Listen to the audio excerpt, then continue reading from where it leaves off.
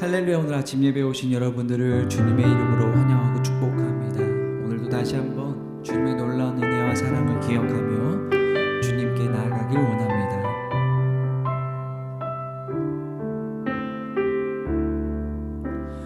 우리 죄 위해 죽으신 주, 십자가 그 사랑 감사하네. 날마다 주의 형상대로 변화되리라. 십자가 우릴 새롭게 하네. 놀라운 사랑 찬양하리라. 우리를 위해 생명 주셨네. 놀라운 사랑 찬양하리라. 십자가의 그 능력, 십자가의 그 능력. 우리 죄 위에 죽으신 주, 우리 죄 위에 죽으신 주, 십자가 그 사랑 감사하네. 날마다 주의 형상대로 변화되리라. 십자가 우릴 새롭게 하리.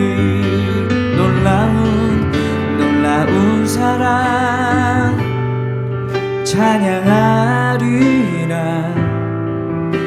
우리를 위해 생명 주셨네. 놀라운 사랑 찬양하리라. 십자가의 그 능력. 놀라운 사랑 찬양하리라. 우리를 위해 생명 주셨네.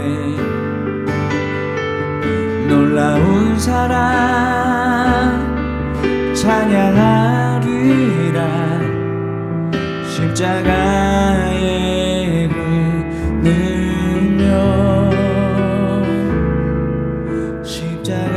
십자가의 그 능력. 제48편 고라자손의 시 곧 노래. 여호와는 위대하시니 우리 하나님의 성 거룩한 산에서 극진히 찬양받으시리로다. 터가 높고 아름다워 온 세계가 즐거워하며 큰 왕의 성 곧 북방에 있는 시온산이 그러하도다. 하나님이 그 여러 궁중에서 자기를 요새로 알리셨도다. 왕들이 모여서 함께 지나갔으며 그들이 보고 놀라고 두려워 빨리 지나갔도다. 거기서 떨림이 그들을 사로잡으니 고통이 해산하는 여인의 고통 같도다. 주께서 동풍으로 다시스의 배를 깨뜨리시도다. 우리가 들은 대로 만군의 여호와의 성 우리 하나님의 성에서 보았나니 하나님이 이를 영원히 견고하게 하시리로다. 하나님이여, 우리가 주의 전 가운데에서 주의 인자하심을 생각하였나이다. 하나님이여, 주의 이름과 같이 찬송도 땅끝까지 미쳤으며 주의 오른손에는 정의가 충만하였나이다. 주의 심판으로 말미암아 시온산은 기뻐하고 유다의 딸들은 즐거워할지어다. 너희는 시온을 돌면서 그곳을 둘러보고 그 망대들을 세어보라. 그의 성벽을 자세히 보고 그의 궁전을 살펴서 후대에 전하라. 이 하나님은 영원히 우리 하나님이시니 그가 우리를 죽을 때까지 인도하시리로다.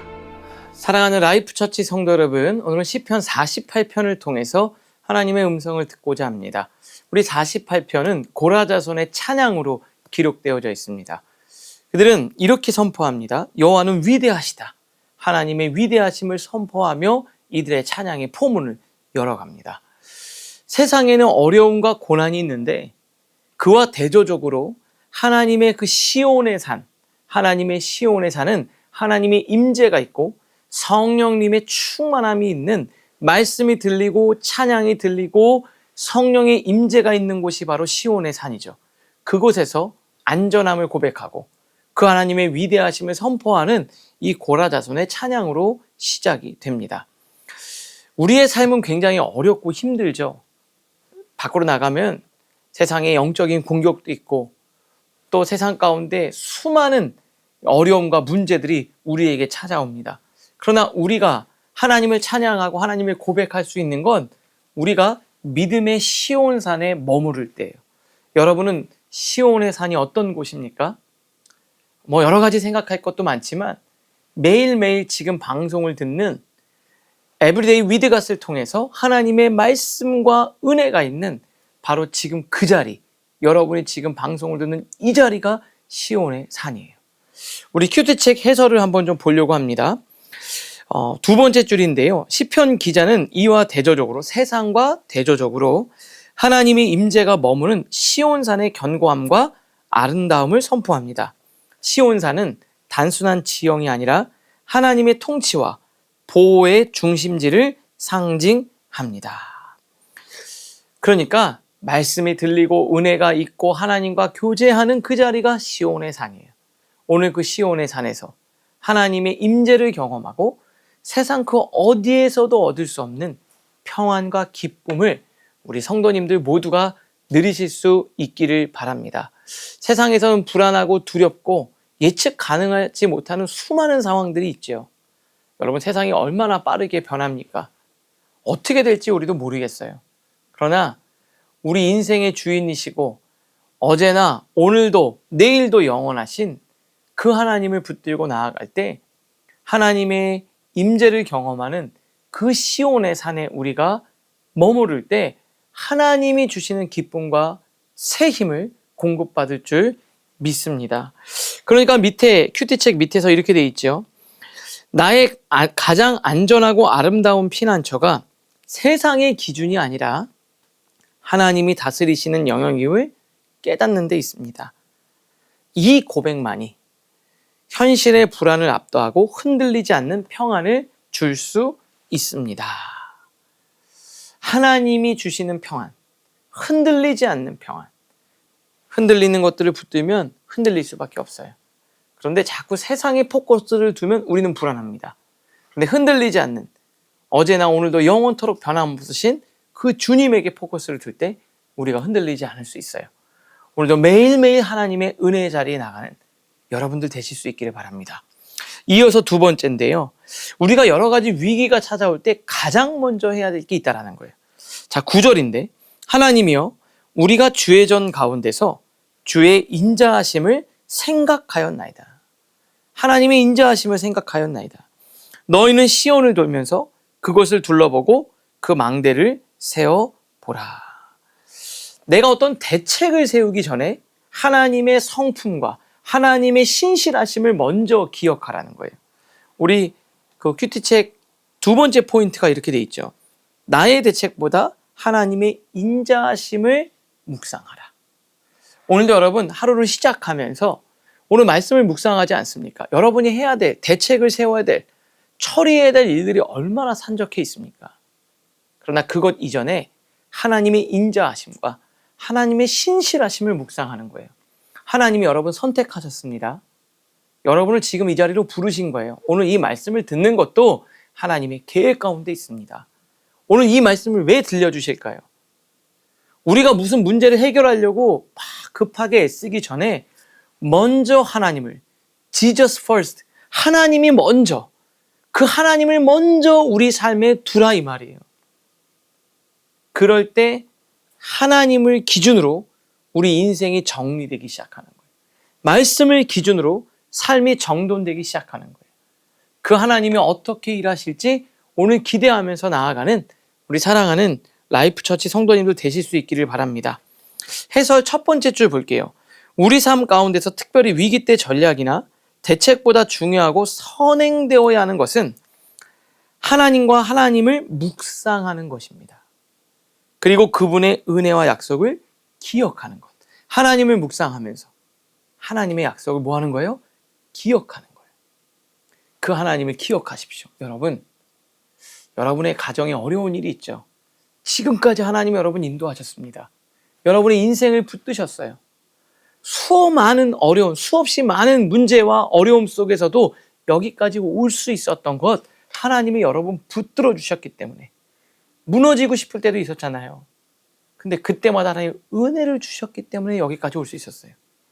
그 하나님을 기억합시다. 잊어버리고 있던 하나님을 떠올립시다. 하나님을 기억하고 하나님을 붙들고 부르짖고 기도하며 나아갈 때 하나님이 여러분의 인생을 인도해 주실 줄 믿습니다. 그래서 매일매일 묵상하는 이 시간이 얼마나 귀한지 몰라요.